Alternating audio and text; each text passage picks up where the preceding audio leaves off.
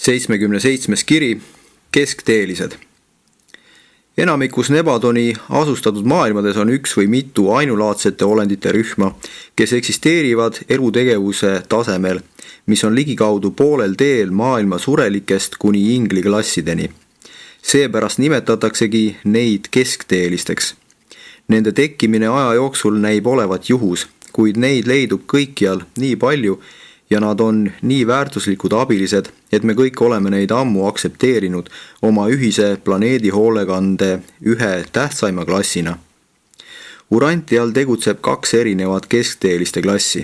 Esmane ehk vanem korpus, mis tekkis juba Dalamaatia päevil, ja teisene ehk noorem rühm, mis pärineb Aadama ajast. Esimene, esmased keskteelised.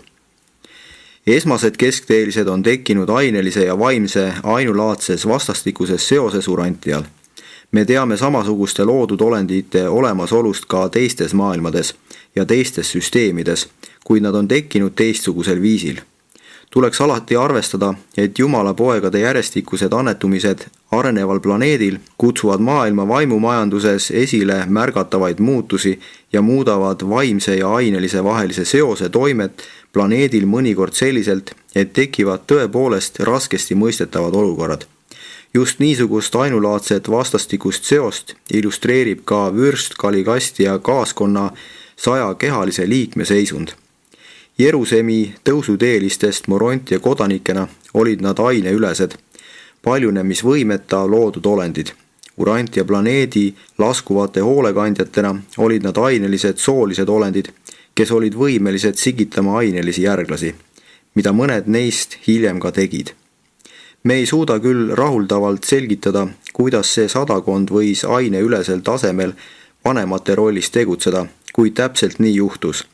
Kehalise kaaskonna mees- ja naisliikme aineülese, mittesugulise armuühte tulemusena ilmus esmaste keskteeliste esmasündinu.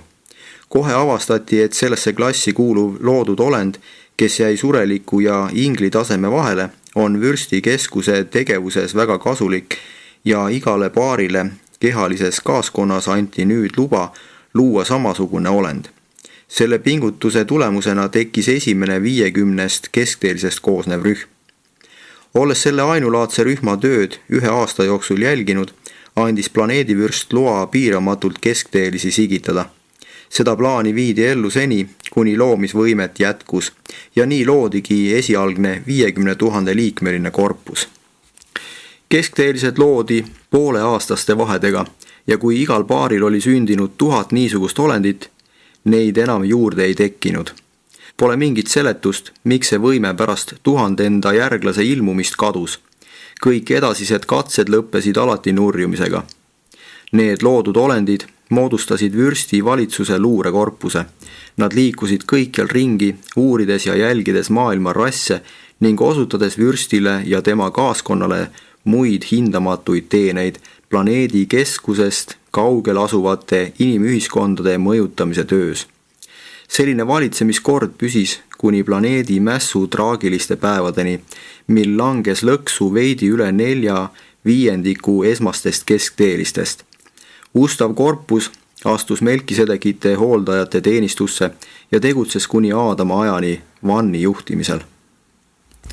Teine, nodiitide rass.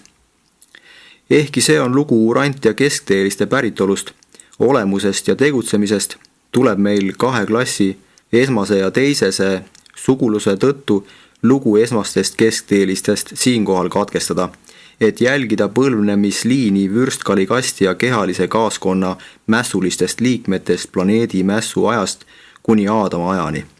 Sellest põlvnemisliinist pärinesid teise aia algusaegadel pooled teisesest keskteeliste esivanematest. Vürsti kaaskonna füüsilised liikmed olid loodud sooliste olenditena, et nad saaksid osaleda selliste järglaste sigitamisel, kelles oleksid kombineeritud nende erilise klassi ja Andoni hõimude valitud tüvikonna omadused. Ja kõike seda tehti Aadama hilisema ilmumise ootuses.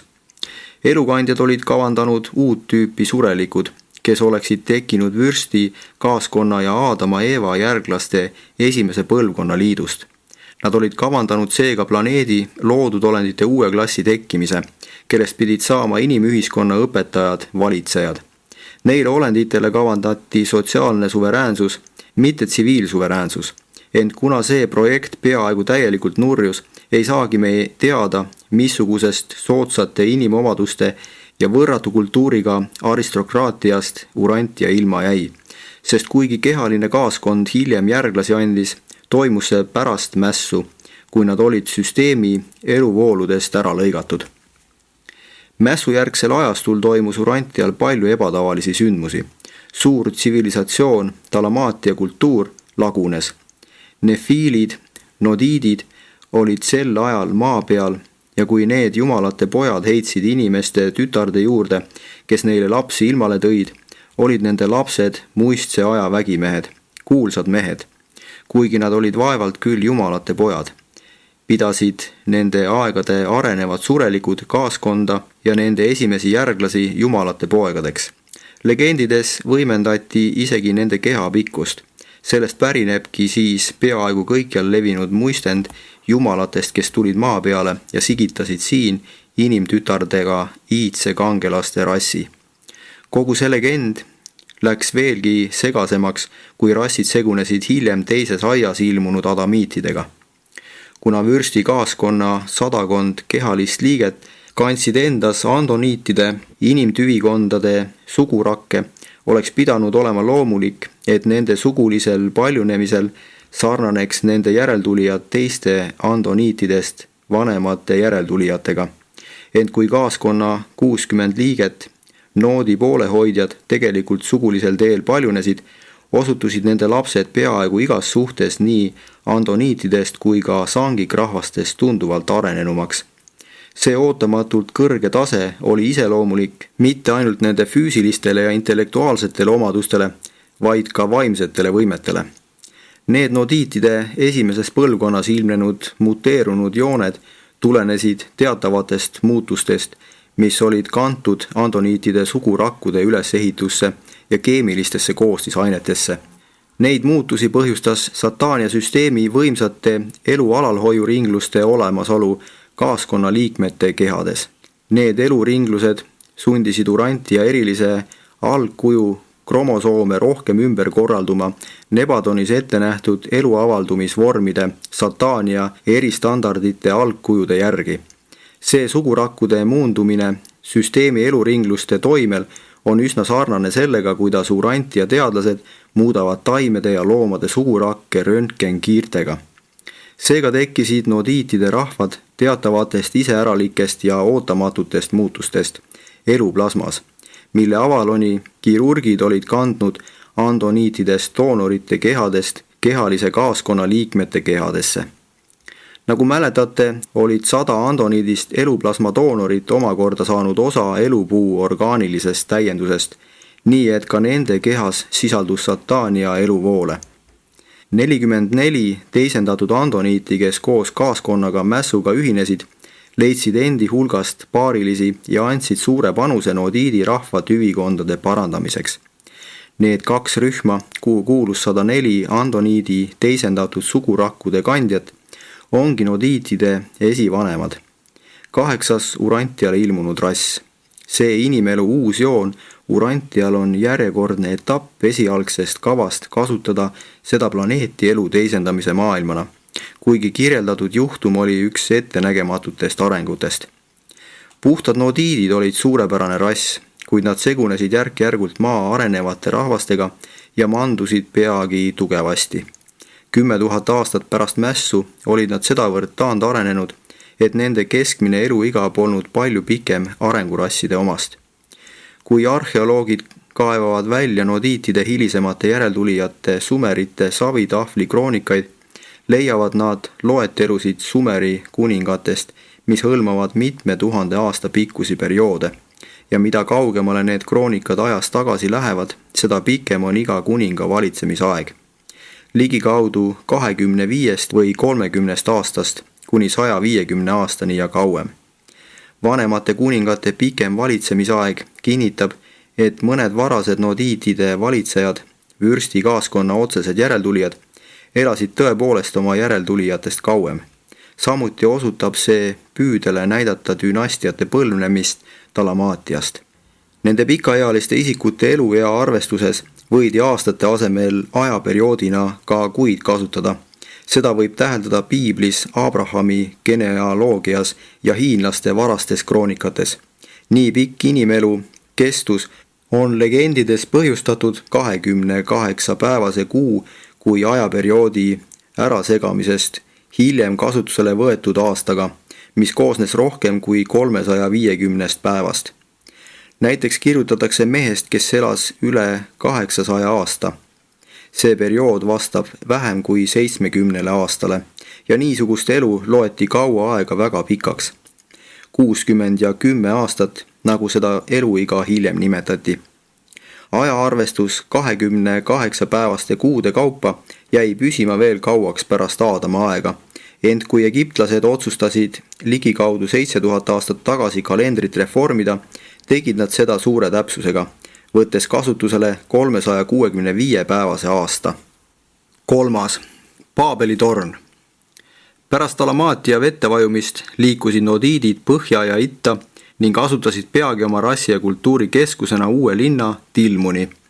Ligikaudu 50 000 aastat pärast Noodi surma, kui vürsti kaaskonna järeltulijaid oli juba liiga arvukalt, et leida elatist oma uue linna Tilmuni vahetus ümbruses asuvalt maalt, ja kui nad olid hakanud looma segaabielusid piiri taga elavate andoniitide ja sangikhõimudega, tuli nende juhtidele mõte, et nende rassi ühtsuse säilitamiseks tuleks midagi ette võtta. Kutsutigi kokku hõimude nõukogu ja pärast pikka kaalutlemist kinnitati Noodi järglase Pabloti kava. Pablot pani ette püstitada rassi auks ja hiilguseks nende tolleaegse territooriumi keskele pretensioonikas tempel. Sellel pidi olema torn, mille taolist maailm polnud veel näinud.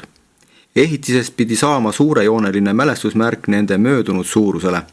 Paljud soovisid, et monument püstitataks Tilmunisse, kuid teised väitsid, et nii suur ehitis tuleks rajada ohutusse kaugusse merest, sest neil olid meeles lood esimese pealinna Dalmaatia merre kadumisest.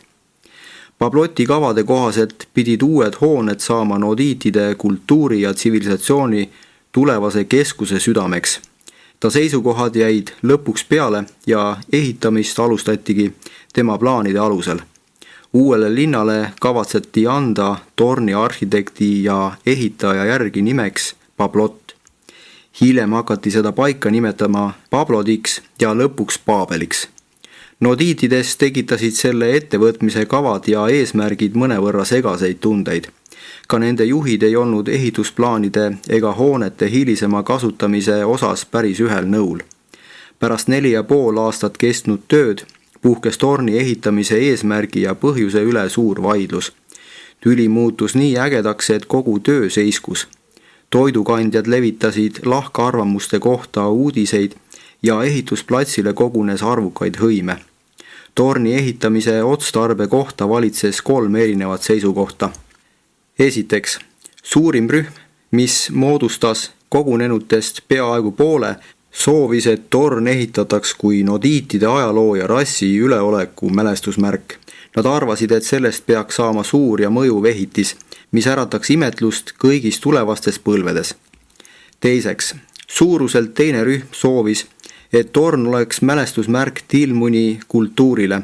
Nad nägid ette, et Pablotist saab suur kaubandus, kunsti ja tööstuskeskus. Kolmandaks, väikseim ja vähemusse jäänud rühm arvas, et torni ehitamine annab võimaluse heastada Kaligasti ja mässus osalenud esiisade rumalust. Nad väitsid, et torn tuleks pühendada kõige isa palveldamisele ja et uue linna eesmärgiks peaks olema asuda Dalmaatia kohale. Sellest peaks saama ümbruskonna barbarite kultuuri ja usukeskus. Religioosse rühma seisukoht hääletati kohe maha. Enamus lükkas tagasi õpetuse, et nende esivanematel lasus mässu süü, sest niisugune rassi häbiplekk oli neile vastumeelt. Ühe arvamuse 3 tagasi lükanud ja suutmata ülejäänud 2 vaidluse teel lahendada, alustasid nad võitlust. usu pooldajad, kes võitluses ei osalenud, põgenesid lõuna poole oma kodudesse. Nende kaaslased aga võitlesid, kuni olid teineteise peaaegu hävitanud. Ligikaudu 12 000 aastat tagasi tehti teine katse Paabeli torni püstitada. Andiitide segarassid, nodiidid ja adamiidid otsustasid ehitada uue templi esimese varemetele, kuid see ettevõtmine ei leidnud piisavalt toetust, mistõttu kukkus omaenda pretensioonika raskuse all kokku. Pikka aega nimetati seda piirkonda Paabeli maaks. 4. Nodiitide tsivilisatsioonikeskused. Nodiitide hajumine tulenes otseselt mõlemale osapoolele laastavalt mõjunud Paabeli torni konfliktist. See kodusõda vähendas tunduvalt puhtamate nodiitide arvu ja oli paljuski põhjuseks, miks neil ei õnnestunud suurt Aadamaeelset tsivilisatsiooni rajada. Sellest ajast algas nodiitide kultuuri enam kui 120 000 aastat kestnud langus, kuni Aadama vere lisamine seda taas turgutas. Ent ka Aadama ajal olid nodiidid ikka veel võimekas rahvas. Paljud nende segaverelised järeltulijad olid aia ehitajate seas ja mitmed vannirühma kaptenid olid nodiidid. Sellest rassist olid pärit ka mõned kõige võimekamad isikud, kes Aadama kaaskonnas teenisid. Kohe pärast Pabloti konflikti rajati 3-4 nodiitide suurest keskusest. Esiteks, läänepoolsed ehk Süüria nodiidid. Rahva või rassi mälestusmärgi pooldajate jäänused rändasid põhja poole ja ühinesid andoniitidega, et rajada Mesopotaamiast loodesse hilisemad nodiitide keskused. See oli laiali hajuvate nodiitide suurim rühm, mis andis suure panuse hilisema Assüüria tüvikonna tekkimisse. Teiseks, idapoolsed ehk Eelami nodiidid. Kultuuri ja kaubanduse propageerijad rändasid suurte hulkadena itta Eelamisse ja ühinesid seal segunenud sangikhõimudega. 30-40 000 aastat tagasi elanud elamiidid olid saanud oma loomult suures osas sangikrahvasteks, kuigi nende tsivilisatsioon püsis ümbruskonna barbaritest kõrgemal tasemel. Pärast teise aia sisseseadmist hakati seda lähedal asuvat nodiitide asulat nimetama noodimaaks ning selle nodiidirühma ja adamiitide vahelisel pikal suhtelise rahuperioodil segunesid need kaks rassi suuresti, sest Jumala pojad, adamiidid, tavatsesid üha enam astuda segaabiellu inimeste tütardega, nodiitidega. 3. Keskmised ehk sumerieelsed nodiidid. Väike rühm Tigrise ja Eufrati jõe suudmealal säilitas oma rassi terviklikkuse paremini. Nad jäid püsima tuhandeteks aastateks ja andsid lõppkokkuvõttes nodiitidest esivanemad, kelle segunemisest adamiitidega said alguse ajaloolised sumeri rahvad. Sellega on seletatav, miks sumerid nii äkki ja saladuslikult Mesopotaamias areenile ilmusid. Teadlased ei jõua iialgi nende sumeri hõimude juurteni, mis tekkisid 200 000 aastat tagasi pärast Alamaatia vette vajumist. Nende iidsete hõimude algaegadest pole kusagil mujal maailmas jälgegi, kuid nad kerkisid äkki tsivilisatsiooni horisondile küpse ja kõrge kultuurina, millel olid olemas templid, metallitöötlemine, põllumajandus, loomakasvatus, keraamika, kudumine, äriseadused, tsiviilkoodeks, religioossed tseremooniad ja vana kirjasüsteem.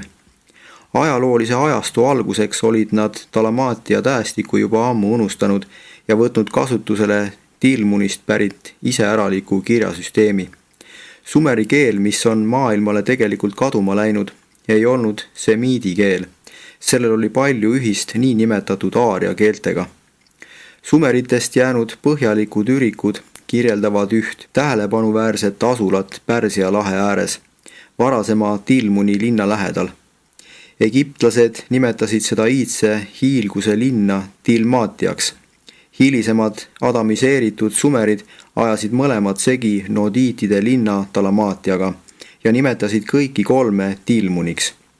Arheoloogid ongi juba leidnud iidseid sumeri savitahvleid, mis kirjeldavad seda maist paradiisi, kus jumalad õnnistasid inimkonda esmakordselt tsiviliseeritud ja kultuurse elu eeskujuga. Ning neid Tilmunid, inimeste ja jumala paradiisi kirjeldavaid tahvleid lepab nüüd sügavas rahus paljude muuseumide tolmustel riiulitel. Sumerid teadsid küll hästi esimest ja teist Eedenit, kuid pidasid põhjapoolseid aiaelanikke vaatamata laialdastele segaabieludele adamiitidega endiselt võõraks rassiks. Sumerite uhkus varasema nodiitide kultuuri üle sundis neid ignoreerima hilisemat hiilgust ja mäletama vaid Tilmuni linna suursugusust ja selle paradiisilikkusest vestvaid legende. 4. Põhjapoolsed nodiidid ja amadoniidid, vaniidid. See rühm tekkis enne Pabloti konflikti. Need kõige põhjapoolsemad nodiidid põlvnesid Noodi ja tema järglaste juhtimise alt lahkunutest, kes läksid üle Vanni ja Amadoni poolele. Mõned Vanni varasemad kaaslased asusid hiljem ümber praegugi tema nime kandva järve kallastele. Nende pärimused kujunesid välja selle paiga ümbruses. Araratist sai nende püha mägi ning sellel oli hilisematele vaniitidele umbes sama tähendus kui Siinail heebrealastele. 10 000 aastat tagasi õpetasid assüürlaste vaniitidest esivanemad, et nende 7 käsuseadusest koosneva moraaliõpetuse olid Vannile andnud jumalad Ararati mäel. Nad uskusid kindlalt, et Vann ja tema kaaslane Amadon võeti planeedilt elavaina ära, kui nad ülal mäel palveldasid. Ararati mägi oli Põhja-Mesopotaamia püha mägi, kuna suur osa nende iidsete aegade pärimustest tekkis seoses Babyloonia looga uputusest, pole üllatav, et Ararati mägi ja selle ümbrus põimiti ka hilisemasse juutide loosse Noast ja ülemaailmsest veeuputusest. Ligikaudu 35 000 aastat enne Kristust külastas Aadama poeg üht kõige idapoolsemat vanade vaniitide asulat, et sinna tsivilisatsiooni keskus rajada. 5. Aadama poeg ja ratta. Seostanud nodiitide eellased teiseste keskteeliste esivanematega, peaksime nüüd vaatlema nende esivanemate Aadama poolset osa, sest teisesed keskteelised on ka Urant ja violetse rassi esmasündinu Aadama poja lapselapsed. Aadama poeg kuulus sellesse Aadama ja Eeva laste rühma, kes eelistas jääda oma isa ja emaga maa peale. See Aadama vanim poeg oli sageli kuulnud Vannilt ja Amadonilt lugu nende kodust põhjapoolsel Mägismaal ja veidi aega pärast teise aia rajamist otsustas ta minna seda oma noorusunistuste maad otsima. Aadama poeg oli tol ajal 120-aastane ja olnud esimeses aias isaks 32 puhtaverelisele lapsele. Ta soovis jääda oma vanemate juurde ja aidata neil üles ehitada teist aeda, kuid teda häiris väga oma kaaslaste ja nende ühiste laste kaotus, sest kõik nad olid otsustanud minna Edentiale koos teiste Aadama lastega, kes soovisid kõige kõrgemate hoolealusteks saada. Aadama poeg ei jätnud oma vanemaid Urantiale maha. Ta ei soovinud raskuste ega ohtude eest põgeneda, kuid suhted teises aias ei rahuldanud teda sugugi. Ta tegi algul palju kaitse- ja ehitustööde arendamiseks, kuid otsustas esimesel võimalusel põhja poole suunduda. Ehkki tema lahkumine oli igati meeldiv, oli Aadamal ja Eeval väga kurb oma vanimat poega kaotada ning lasta tal minna võõrasse ja vaenulikku maailma, kus ta kardetavasti enam kunagi tagasi ei pöördu. Aadama pojale järgnes põhja tema lapsepõlveunistuste rahva otsinguile 27 inimest. Veidi enam kui 3 aasta pärast jõudiski Aadama poeg koos oma kaaslastega sihile ning leidis selle rahva seast imekauni 20-aastase naise, kes väitis end olevat vürsti kaaskonna viimane puhtavereline järeltulija. See naine ratta ütles, et kõik tema esivanemad põlvnesid algselt vürsti langenud kaaskonna 2 liikmest. Ta oli oma rassist ainus ellujäänu, tal polnud ühtki elavat õde ega venda. Ta oli juba peaaegu otsustanud mitte paari heita, vaid surra ilma järglasteta, kuid majesteetlik Aadama poeg võitis ta südame. Kui naine kuulis lugu Eedenist ning sellest, kuidas Vanni ja Amadoni ennustused olid tõesti täide läinud, samuti üleastumisest aias, valdas teda vaid üks mõte, abielluda selle Aadama poja ja pärijaga. Ka Aadama pojale hakkas see mõte kiiresti meeldima. Veidi enam kui 3 kuu pärast nad abiellusid. Aadama poja ja ratta peres oli 67 last. Nad panid aluse maailma juhtide suurele dünastiale, kuid tegid veel enamat.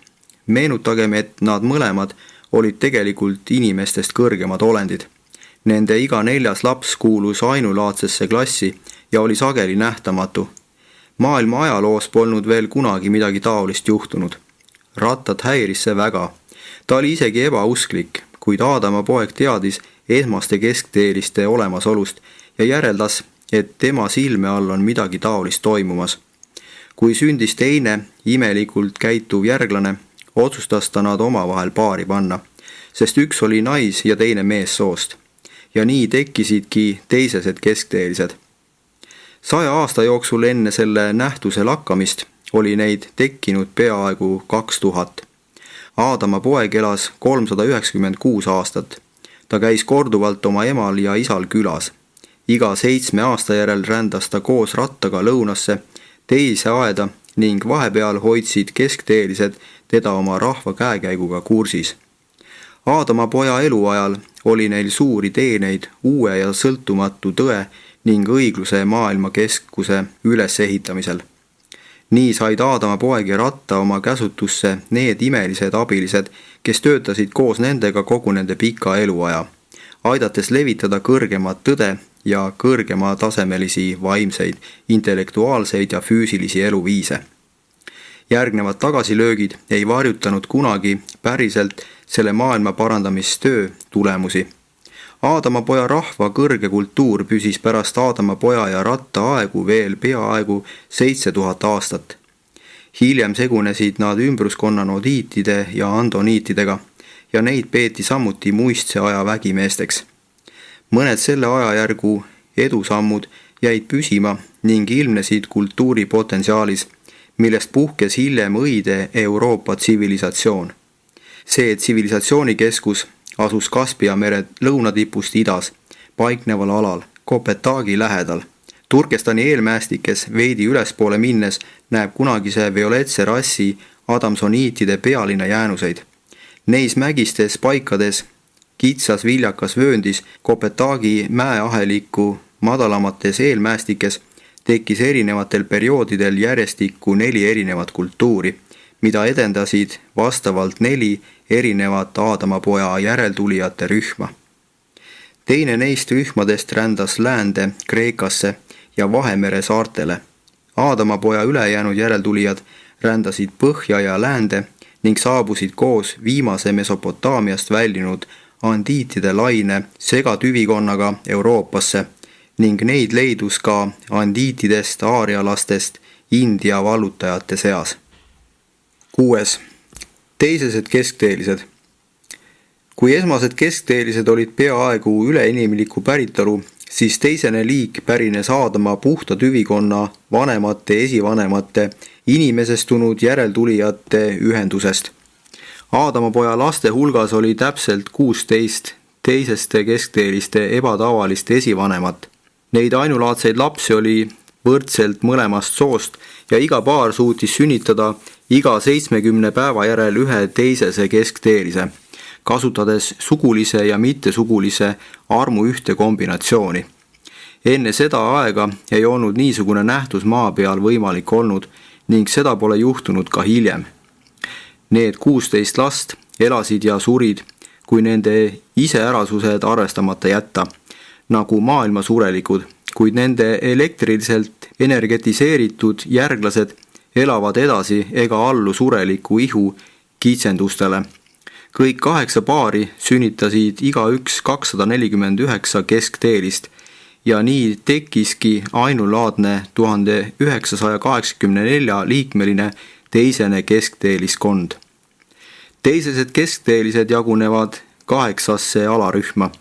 Neid tähistatakse A, B, C, esimene, teine, kolmas ja nii edasi.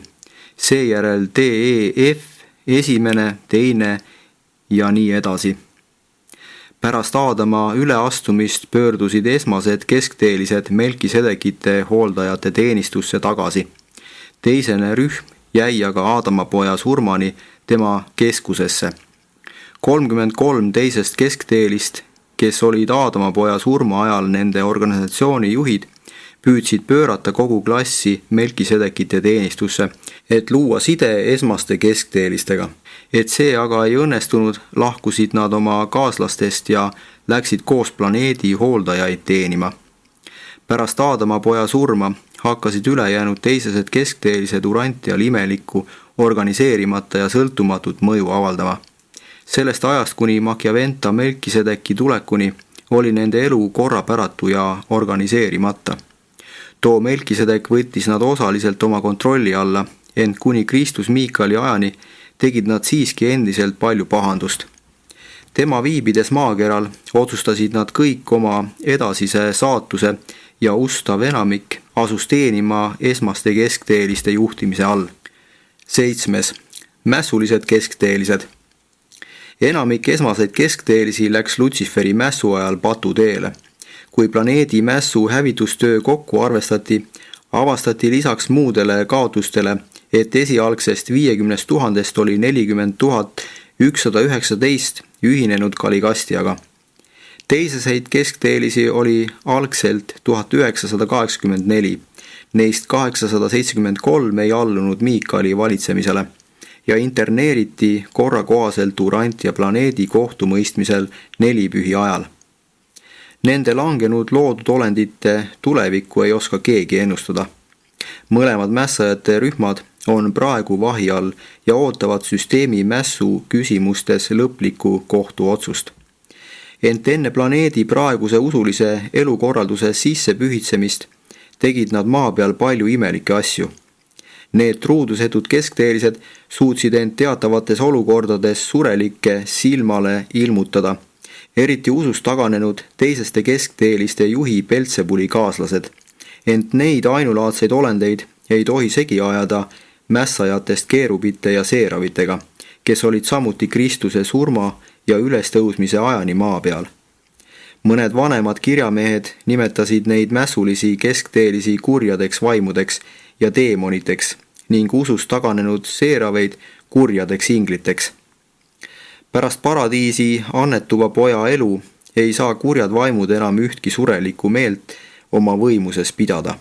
Ent enne Kristus Miikali aega Urantial, enne mõttekohandajate üleüldist saabumist ja meistri vaimu väljavalamist kogu liha peale, said mässulised keskteelised teatavate vähem arenenud surelike meelt mõjutada ja mõnevõrra nende tegusid suunata. Seda tehti umbes nii, nagu teevad ustavad keskteelisedki, kes teenivad Urantia saatuse reservkorpuses inimmeele tõhusate kontaktkaitsjatena ajal, mil kohandaja on tegelikult isiksusest eraldunud ja ühenduses üleinimlike intellektidega. Kui ürikud väidavad ja tema juurde toodi igasuguseid haigeid, teemoneist vaevatuid ja langetõbiseid, pole tegemist ainult kõnekujundiga. Jeesus oskas teha vahet hullumeelsetel ja teemoni küüsi sattunutel. Kuigi teiste tema aja ja põlvkonna inimeste meeles olid need kaks seisundit täiesti segi aetud. Ka enne nelipühi ei saanud ükski mässuline vaim normaalset inimmeelt oma võimusesse võtta ja sellest ajast saadik ei pea isegi vähem arenenud surelike nõrk meel seda võimalust kartma. Kurja vaimu arvatavatel väljaajamistel pärast tõe vaimu saabumist on usk inimese langemisse teemonite küüsi segi aetud tõelise hüsteeria, hullumeelsuse ja nõdrameelsuse juhtumitega. Kuigi Miikali annetumine on vabastanud Urantial kõik inimmeeled igaveseks teemoni küüsi sattumise ohust, ei maksa arvata, et varasematel aegadel seda nähtust tegelikult ei eksisteerinud. Kogu mässuliste keskteeliste rühm on praegu Edentia kõige kõrgemate käsul vangistatud. Nad ei uita enam siin maailmas ega tee pahandusi.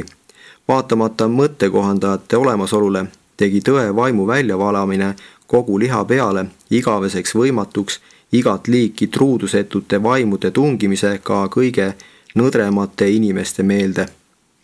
Pärast nelipühi ei saa teemoni küüsi sattumist enam kunagi olla.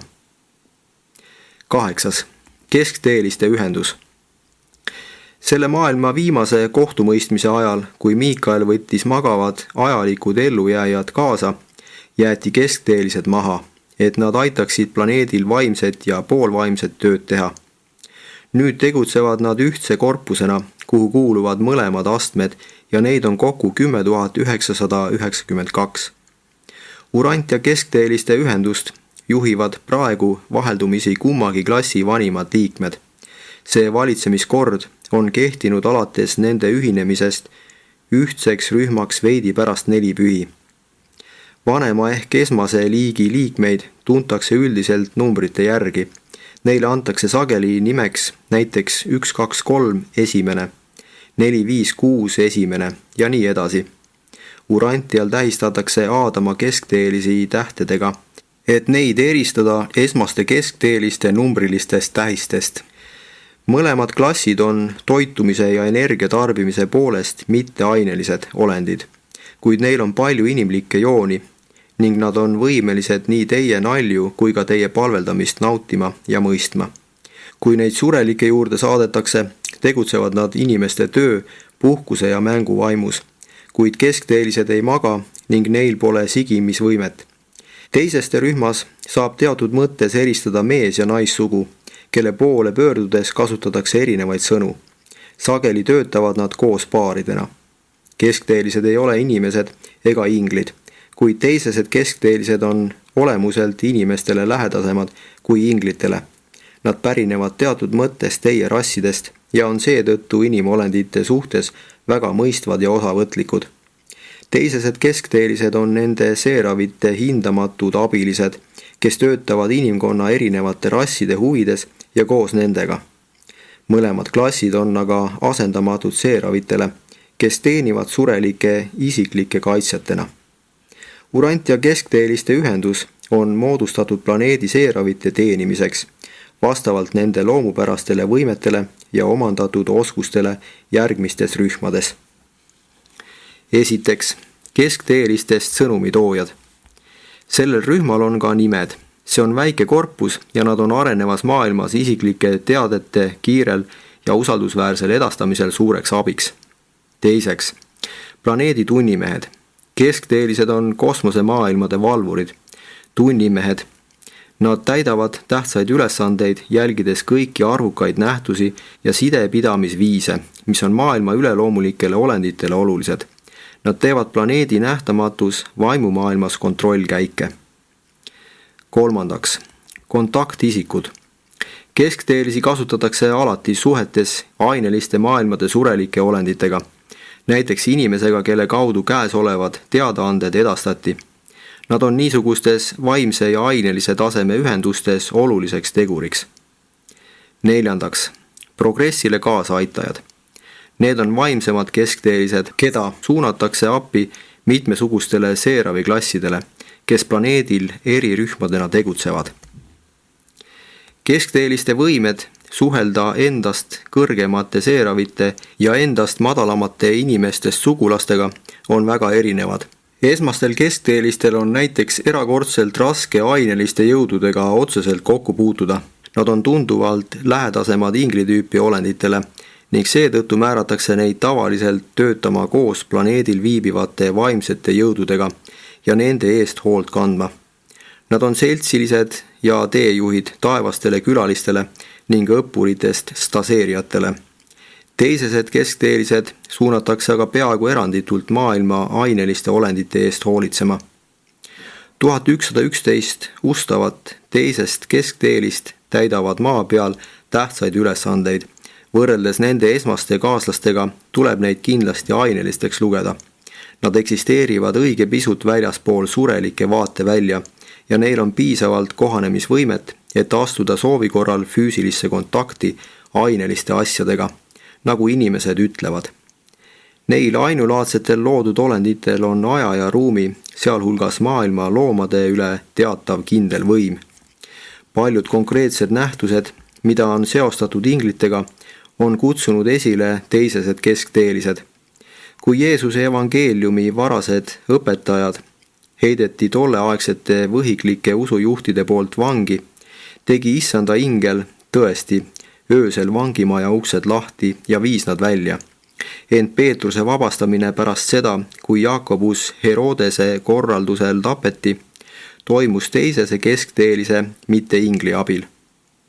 praegusel ajal on nende põhitegevuseks olla planeedi saatuse varukorpusesse kuuluvate meeste ja naiste märkamatuteks isiklikeks sidepidajateks.